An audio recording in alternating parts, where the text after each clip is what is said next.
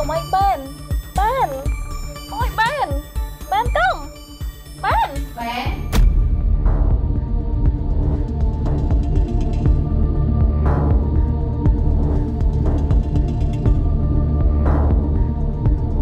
បងថ្ងៃហ្នឹងអូនត្រូវទៅក្រៅល្ងាចតិចបងអូនមកវិញចាន់ឯងអត់មានត្រូវទៅណាណាអីអូអត់ផងអត់មានត្រូវទៅណាហងចឹងឯងនៅកំដរបងបែននិយាយគ្នាណាកុំឲ្យគាត់អប់សុកដោយសារគាត់ក៏អត់មានត្រូវទៅណាដែរចឹងយើងទៅក្រៅសិនណា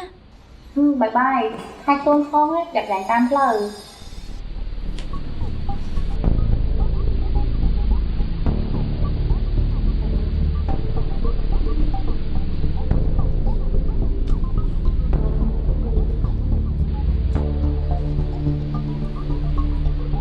បងបែនបងជាមនុស្សល្អទាំងមានទាំងសង្ហាហេតុអីក៏ទៅរៀបការជាមួយមនុស្សដូចជាធីរីទៅវិញមើលទៅនាងធម្មតាហ្នឹងគ្មានអីតាក់ទាញផងតាមពិតទៅធីរីជាមនុស្សស្រីដែលខូចខ្លួនរួចហើយមុននឹងមកស្គាល់បងនាងធ្លាប់រៀបការម្ដងរួចហើយតែនាងលាក់រឿងហ្នឹងអត់ឲ្យណាគេដឹងទេព្រោះនាងគិតថានាងនៅស្អាតទោះបីនិយាយទៅក៏អត់មានណាគេជឿដែរជឿឬមិនជឿស្រេចតែលើបងទេ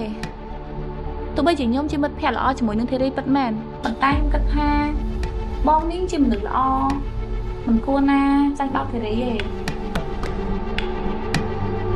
វាមិនអាចទៅរួចទេរឿងហ្នឹងរឿងធំហ៎ធីរីអាចធ្វើអញ្ចឹងបានទេព្រោះខ្ញុំស្គាល់នាងច្បាស់ហើយសាច់លើបងគិតទេខ្ញុំគ្រាន់តែនិយាយប្រាប់បងអាចយកទៅដេកគិតមើលសិនមុននឹងសម្រេចចិត្តរៀបការជាមួយនឹងធីរីព្រោះថាមនុស្សដូចជាធីរីនេះមិនមែនជាមនុស្សធម្មតានាងពុតបត់ពឹសពលខ្លាំងណាស់